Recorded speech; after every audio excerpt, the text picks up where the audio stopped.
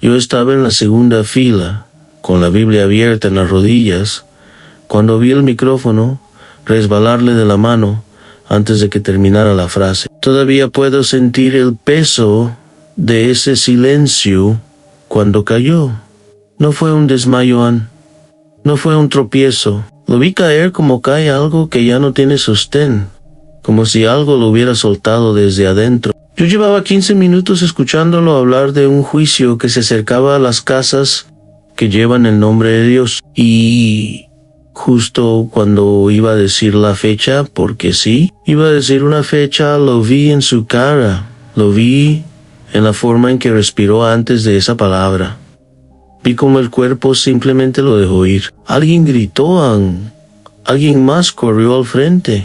Yo no me moví. Recuerdo el detalle exacto de ese instante, el que nadie más parece haber notado. En el micrófono, ya en el suelo, siguió encendido unos segundos más, dejando salir un zumbido bajo que se mezclaba con los gritos, como si el sonido tampoco supiera todavía que tenía que apagarse. Porque un segundo antes de caer, giró la cabeza y me miró a mí, Ann, solo a mí, Ann, y dijo mi nombre. Todavía no sé por qué fui yo el que encontró el cuaderno esa misma noche, debajo del atril, como si él lo hubiera dejado ahí a propósito. Todavía no sé por qué cuando lo abrí la primera línea ya tenía mi nombre escrito. Lo que voy a contarte no lo he dicho completo a nadie, ni siquiera a mi esposa se lo he dicho todo, pero ya no puedo seguir cargándolo solo. En el velorio, 2 días después, alguien me pidió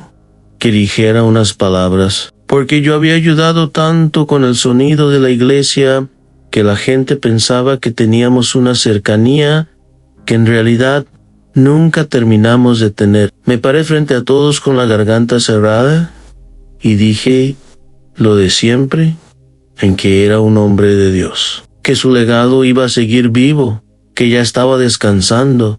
Ninguna de esas frases era mentira, pero tampoco eran la verdad completa, y yo lo sabía mientras las decía. Han pasado semanas desde esa noche, y todavía hay días en que pienso que lo más sano sería quedarme callado. Lo pensé en el funeral, viendo a su esposa recibir abrazos de gente que ni siquiera conocía bien al pastor Abel, y pensé en si yo hablo ahora, si yo digo lo que dijo antes de caer, van a pensar que estoy usando su muerte para algo. Van a pensar que quiero atención, o que el dolor me hizo perder la cabeza, o peor, que estoy inventando una historia porque necesito que su muerte haya significado algo más que un corazón que simplemente dejó de latir. Esa última parte es la que más me costó, porque una parte de mí, la parte más honesta, todavía se pregunta si no estoy inventando un sentido donde solo hubo una tragedia médica. Los doctores fueron claros: paro cardíaco, no hubo nada sobrenatural en el certificado de defunción. Y sin embargo tengo el cuaderno. Lo guardé en un cajón durante casi 2 semanas sin abrirlo de nuevo. Lo miraba desde la puerta del cuarto, como si fuera algo que pudiera moverse solo si le daba la espalda. Mi esposa me preguntó 2 veces qué era, y las 2 veces le dije que eran notas viejas del pastor Nata Importanti. Le mentí mirándola a los ojos, y eso tampoco me lo perdono todavía. Lo que me hizo abrirlo de nuevo no fue valentía, fue una llamada. Una mujer de la congregación, alguien que apenas conocía, me escribió preguntando si yo tenía algo del pastor Abel, porque ella había soñado sus palabras, no las mías, que había un cuaderno con una fecha escrita en la última página y que alguien de la primera fila lo tenía. Nadie sabía que yo lo había encontrado. Nadie me vio agacharme debajo del atril esa noche. Se lo guardé incluso a los ancianos de la iglesia. Le pregunté cómo lo sabía. No me contestó esa pregunta. Solo escribió: ábrelo antes de que sea tarde, Ann. Esa noche lo abrí. No fue una revelación instantánea como en las películas, fue peor que eso. Fue reconocer letra por letra la caligrafía de un hombre que yo había visto sano, fuerte, predicando con la voz firme apenas unos días antes. Ahora, temblando en el papel, como si la mano ya supiera lo que el cuerpo todavía no sabía. No voy a decir que entendí todo esa noche. No entendí casi nada, pero entendí una cosa. Esto no era para guardarlo en un cajón. Y si de verdad me lo dejó a mí, si de verdad dijo mi nombre antes de caer, entonces guardarlo en silencio no era protegerlo, era traicionarlo. Hay otra cosa que no le conté ni a la mujer que me escribió esa noche. Los días antes de morir, el pastor Abel había cambiado, no de forma dramática, no de forma que alguien más notara, pero yo lo veía seguido, ayudándolo con el sonido antes de los servicios, y noté que dejó de hacer bromas con nosotros antes de subir al púlpito, algo que siempre hacía. Empezó a llegar más temprano, a quedarse más tarde, a mirar la congregación completa antes de empezar a hablar, como quien cuenta algo que no quiere perder. Una vez, cerrando las puertas después de un servicio, me dijo algo que en su momento sonó como una frase cualquiera de pastor cansado. Dios me va a pedir que haga algo difícil y yo tengo que obedecerse. Lo escuché decir mirando hacia la calle.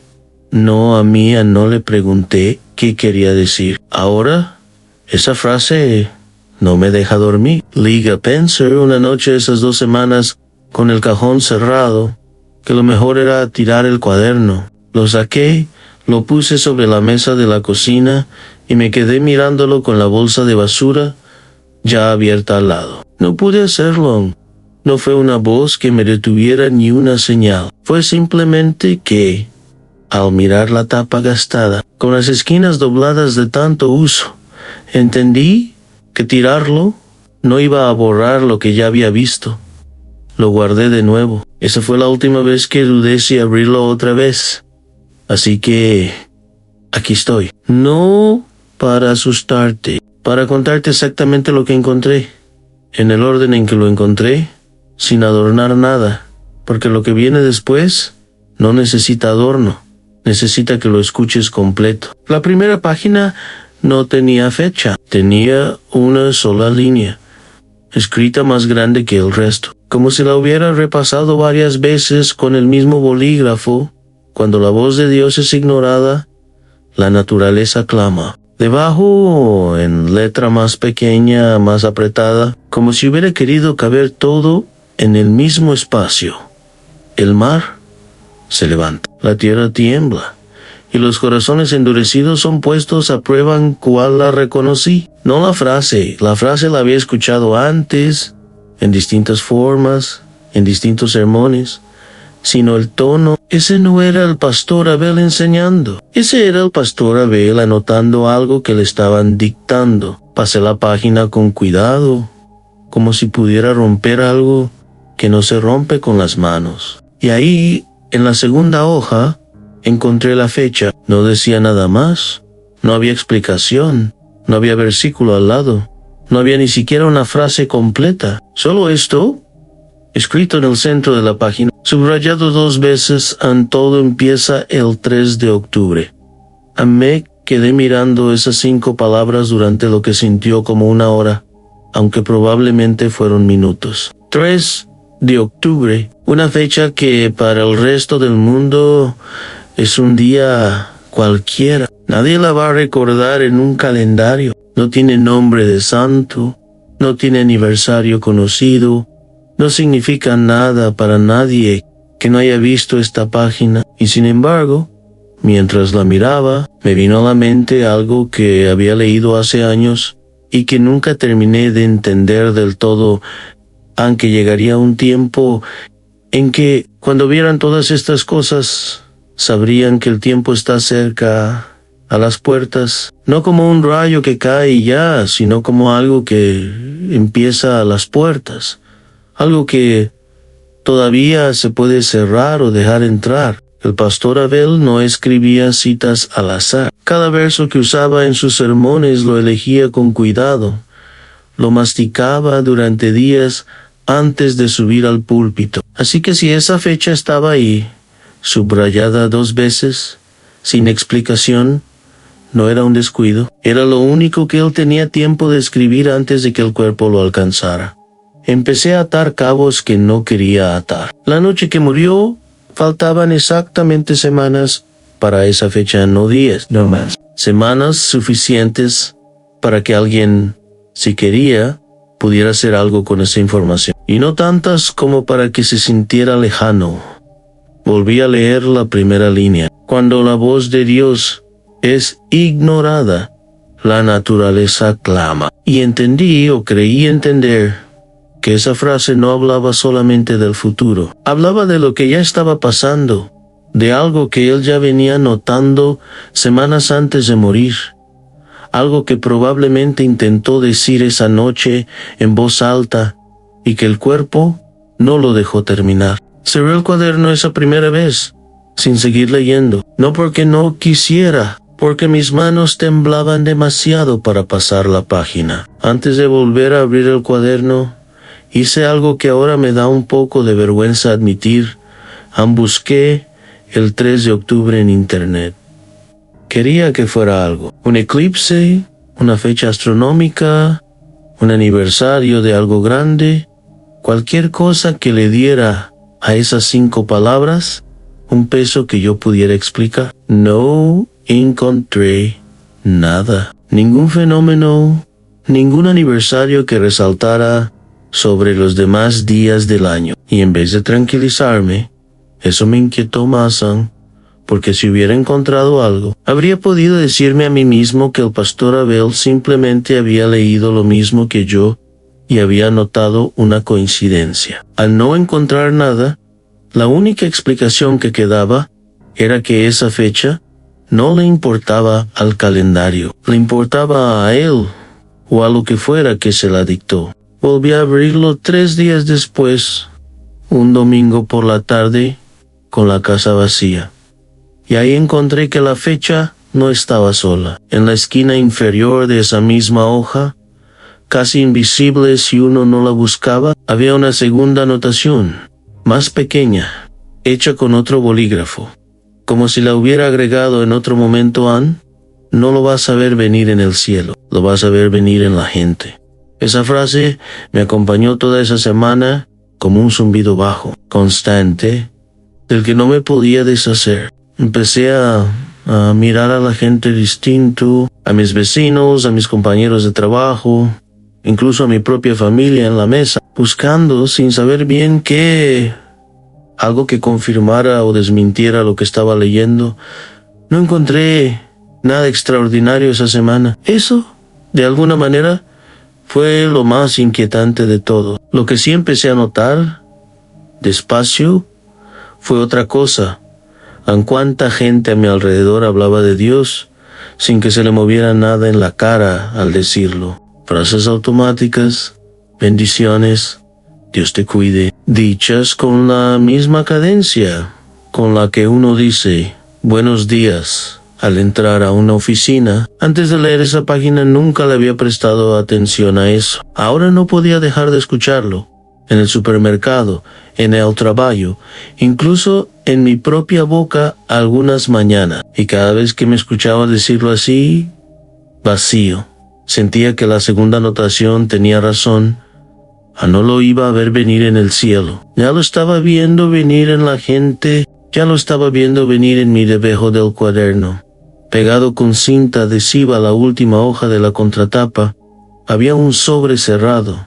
No lo vi la primera noche. Lo encontré casi un mes después, cuando finalmente reuní el valor para leer el resto de las páginas, una por una, despacio, anotando fechas en un cuaderno aparte para entender el orden en que las había escrito, porque no las escribió todas juntas. Cada anotación tenía una hora al lado, siempre de madrugada, siempre entre las 3 y las 5, como si algo lo despertara siempre a la misma hora, para dictarle lo que tenía que anotar antes de que se le olvidara, o antes de que dudara de lo que había escuchado. La primera de esas anotaciones decía que el hombre había construido su propia verdad y que ahora tendría que sostenerla solo. La segunda decía que el silencio se iba a instalar entre las voces, y que los que se burlaban buscarían consuelo donde ya no queda. La tercera, la que todavía me quita el aire cuando la releo, decía que la señal no vendría de afuera, que vendría de adentro, y que la confusión sería el primer castigo. Al lado de esa tercera anotación había una marca. Al principio pensé que era una mancha de café, pero cuando la miré de cerca, era la huella de una mano manchada de tinta, como si hubiera apoyado la palma sobre la página todavía húmeda. Tal vez para sostenerse, tal vez para sentir que lo que había escrito era real. Y ahí, pegado justo debajo de esa huella, estaba el sobre. Adentro había una sola hoja, doblada en 4, con una letra distinta a la del resto del cuaderno, más lenta, más pesada, la letra de alguien que ya no tenía fuerza para apurarse. En la parte de arriba, en mayúsculas, decían advertencia para los que todavía pueden escuchar. Debajo, sin adornos, sin metáforas,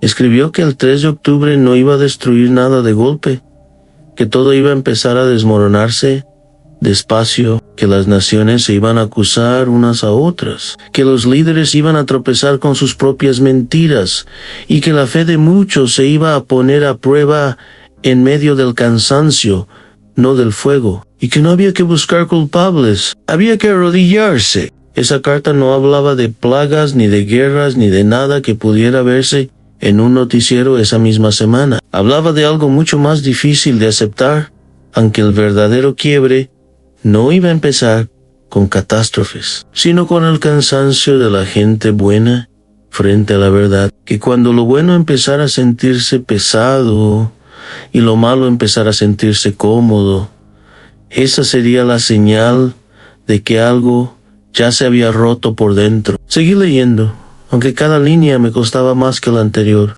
Decía que muchos iban a seguir llenando los templos, cantando las mismas canciones, levantando las manos en el mismo momento del servicio, y que por fuera nada iba a cambiar, pero que por dentro, poco a poco, el ritual se iba a quedar solo, vacío de la presencia que alguna vez tuvo, y que la gente se iba a acostumbrar tanto a esa ausencia que la iba a empezar a llamar paz. Esa palabra, paz, subrayada así, sin nada alrededor, fue lo que más me dolió leer, porque yo había sentido esa paz falsa, la había sentido en domingos enteros, cantando sin pensar, orando sin escuchar mi propia voz. Nunca hasta ese momento entendí cuánto le importaba eso a él, cuánto lo veía venir en los demás antes de vivirlo él mismo. En el margen, casi al final de la página,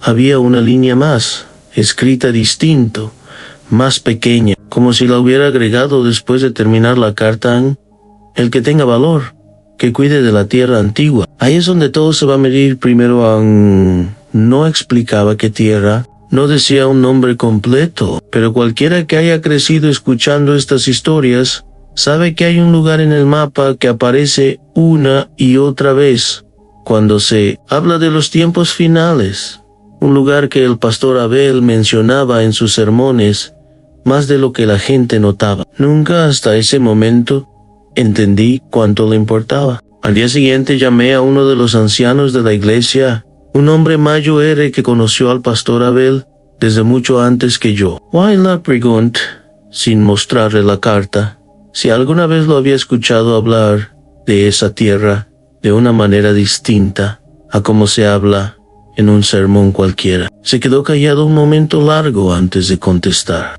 Mi DOQC, que en los últimos meses, en las reuniones de oración de los martes, el pastor Abel había empezado a pedir, casi siempre al final, que oraran especialmente por esa tierra, y que lo hacía con una insistencia que a varios les había llamado la atención, aunque nadie se animó nunca a preguntarle por qué. No le dije lo que había en la carta. Colgué el teléfono y me quedé un rato largo sin hacer nada, solo respirando. Guardé la carta en el mismo cajón debajo del cuaderno, y por primera vez desde su muerte, no lloré. Sentí otra cosa. Sentí que el tiempo de alguna manera ya había empezado a correr distinto. Después de leer esa carta, empecé a notar cosas que antes no notaba. No hablo de señales en el cielo ni de nada que pudiera grabar con el celular y subir como prueba. Hablo de algo más incómodo.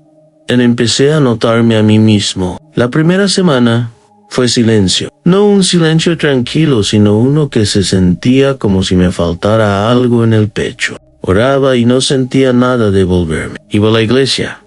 La misma iglesia donde él cayó, y la gente cantaba, y yo movía los labios, y por dentro solo había un cuarto vacío. Le pregunté a mi esposa si a ella le pasaba lo mismo. Me dijo que no, que se sentía igual que siempre. Eso me asustó más que cualquier cosa que hubiera leído en el cuaderno, porque si era solo mío, entonces el problema era yo. La segunda semana fue cansancio, no físico, un cansancio de sostener algo que no podía contarle a nadie. Empecé a evitar a la gente de la congregación, no porque no los quisiera, sino porque cada vez que alguien mencionaba al pastor Abel con cariño, con nostalgia bonita, con esas frases de «está en un lugar mejor», yo tenía que sonreír y quedarme callado con un sobre cerrado, guardado en un cajón de mi casa. Empecé a entender por qué la carta hablaba de gente buena cansándose frente a la verdad.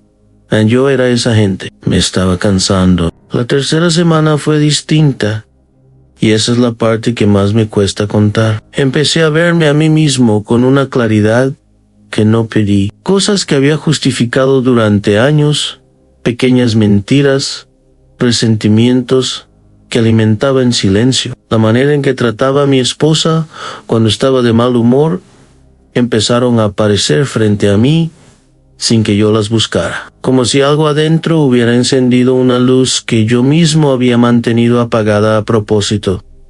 No fue una voz, no fue un sueño, fue simplemente no poder seguir mintiéndome. Y ahí entendí lo que la tercera anotación del cuaderno quería decir cuando hablaba de que la señal no vendría de afuera, sino de adentro. No estaba hablando del mundo. Estaba hablando de mí, de cada uno de nosotros, uno por uno, obligados a mirarnos sin la máscara que usamos, incluso adentro de una iglesia. No fui el único. Eso lo supe unos días después, cuando me encontré por casualidad con Marta, una mujer que canta en el coro desde hace años. Alguien que yo hubiera descrito, antes de todo esto, como la persona más segura de su fe que conocía. Me la crucé en la puerta de una farmacia. Hay algo en su cara, esa misma mirada cansada que yo había empezado a reconocer en el espejo, me hizo preguntarle, casi sin pensarlo,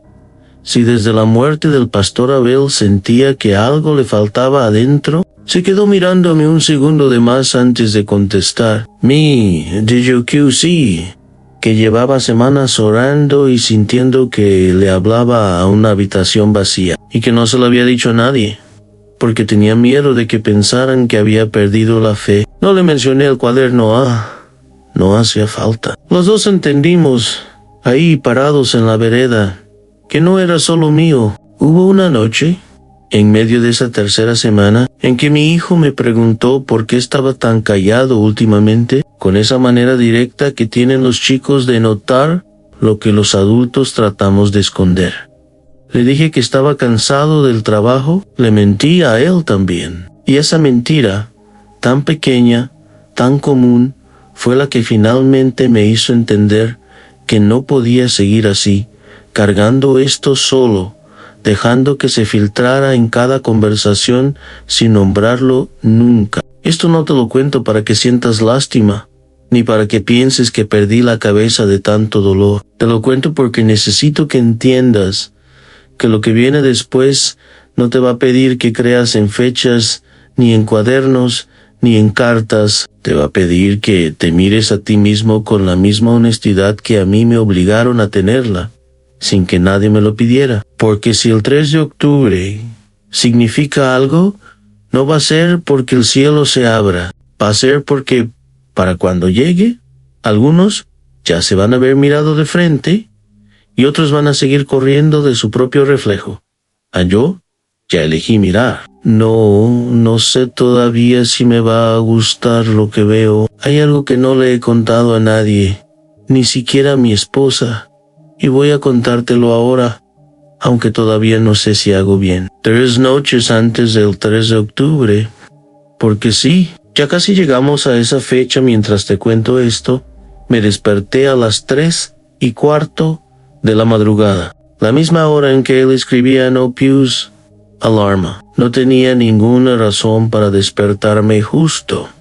Entonces, simplemente abrí los ojos y el cuarto se sentía distinto. No voy a decirte que vi ángeles, ni que escuché una voz perfecta explicándome cosas. Fue más simple y más pesado que eso. El aire del cuarto pesaba distinto, como cuando uno entra a un lugar donde acaba de pasar algo grave, y el cuerpo lo sabe antes que la mente. Me senté en la cama y sin buscarlo, empecé a ver algo. No como una película, más como el recuerdo de algo que todavía no había pasado.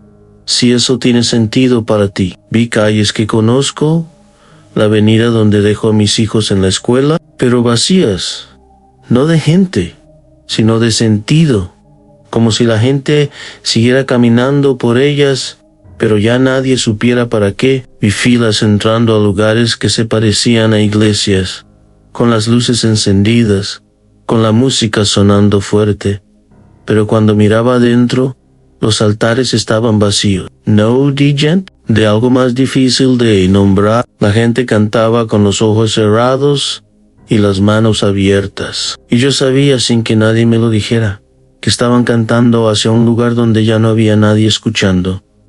Después, el cielo cambió. No de golpe, como en las películas, despacio, como cuando el atardecer se demora un poco más de lo normal, y uno no sabe bien en qué momento dejó de ser de día. Se puso de un color que no sé nombrar bien, entre rojo y algo más oscuro, y empecé a escuchar un sonido que no venía de ningún lado en particular.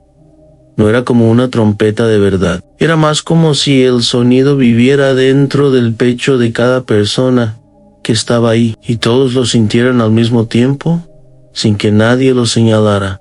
Algunas personas levantaron la vista. La mayoría siguió caminando, apurada, mirando el teléfono, como si nada hubiera cambiado. Y eso, más que el cielo, más que el sonido, fue lo que no pude soportar ver. En cuánta gente puede seguir caminando, apurada incluso, cuando algo así está pasando encima de sus cabezas. Entonces, vi 2 puertas. No sé de dónde salieron, ni cómo supe que eran puertas, y no otra cosa. Una era ancha, con una luz cálida saliendo por los bordes, y se escuchaba risa del otro lado, una risa fácil, cómoda. La otra era angosta, sin adornos, casi sin luz, y no se escuchaba nada detrás, solo un silencio que de alguna manera se sentía más honesto que la risa de la primera. La mayoría de la gente que vi caminaba hacia la ancha, sin siquiera mirar la otra. No porque fueran malas personas, porque la otra daba miedo, y la ancha no pedía nada. Yo me quedé parado entre las dos más tiempo del que quisiera admitir. Y ahí, justo ahí, entendí por qué el pastor Abel no pudo terminar la frase esa noche en el púlpito. No fue que el cuerpo lo interrumpiera antes de tiempo, fue que esa frase no se termina con palabras, se termina eligiendo una puerta. Me desperté de golpe, sudando, con el corazón latiendo como si hubiera corrido varias cuadras. Mir el reloj, las 3:42. Menos de 30 minutos habían pasado, aunque adentro de eso viví algo que todavía no sé cómo medir en tiempo real. No le conté esto a mi esposa esa noche. Me quedé sentado en la orilla de la cama hasta que salió el sol, pensando en cuál de las 2 puertas había estado eligiendo yo, sin darme cuenta, cada uno de estos últimos años. Todavía dudo si debía contarte esto. Un sueño no es una profecía, lo sé. Los sueños no prueban nada, Y no te lo cuento como si fuera una prueba. Te lo cuento porque 2 días después, cuando volví a abrir el cuaderno para revisar una fecha, encontré una página que juraría que no estaba ahí. La primera vez que lo leí, completo, letra por letra, joya por joya, decía, en la misma letra temblorosa de siempre, no habrá aviso, solo elección, y el que elige tarde, también elige. No os explicar cómo una página apareció donde antes no había nada. Revisé el cuaderno entero de nuevo, buscando algún error mío, alguna hoja que se me hubiera pasado. No encontré ninguna explicación que me dejara tranquilo. Lo único que sé es que desde esa noche dejé de preguntarme si esto era real. Empecé a preguntarme, en cambio, ¿qué puerta estaba eligiendo yo cada día? En las cosas pequeñas, en las que nadie ve, porque eso fue lo que entendí ahí, a las 3:42 de la madrugada, con el corazón todavía acelerado en el juicio del que hablaba el pastor Abel. No va a empezar con un sonido en el cielo, ya empieza cada vez que alguien elige la puerta ancha, porque la otra da miedo. Y nadie te va a avisar cuando se cierra. Esa mañana, mientras preparaba el café con las manos, todavía temblando un poco, entendí algo más, algo que no había querido admitir hasta ese momento. No le tenía miedo al 3 de octubre, le tenía miedo a seguir siendo, hasta ese día, alguien que elige la puerta fácil sin darse cuenta. El 3 de octubre todavía no llegó mientras grabo esto. No sé qué va a pasar ese día. No te voy a prometer fuego en el cielo ni titulares que confirmen cada palabra del cuaderno, porque si algo aprendí de todo esto, es que el pastor Abel nunca habló de un espectáculo. Habló de un cansancio que se instala despacio, de altares que se vacían sin que nadie lo anuncie, de gente que elige puertas sin darse cuenta de que está eligiendo. Lo que sí puedo decirte es lo que cambió en mí, y creo que eso es lo único que tengo derecho a ofrecerte. Dejé de mentirle a mi esposa sobre cosas pequeñas, la contitud, el cuaderno, la carta, el sueño, la página que apareció donde no debía estar. Ella no me creyó del todo. Y está bien, no se lo pedí. Solo le pedí que me acompañara a mirar, aunque sea con dudas. Volví a la iglesia donde él cayó, y esta vez no me quedé en la segunda fila esperando que algo pasara. Empecé a hablar con la gente que él dejó atrás, sin cuadernos, ni cartas, solo escuchando. Y ahí entendí por fin por qué me miró a mí esa noche antes de caer. No porque yo fuera especial, porque yo era, de toda esa fila, el único que todavía no había decidido del todo qué puerta estaba eligiendo. Los demás ya lo tenían resuelto, para bien o para mal. Yo era el que todavía podía cambiar de idea. Tal vez por eso me tocó a mí cargar esto.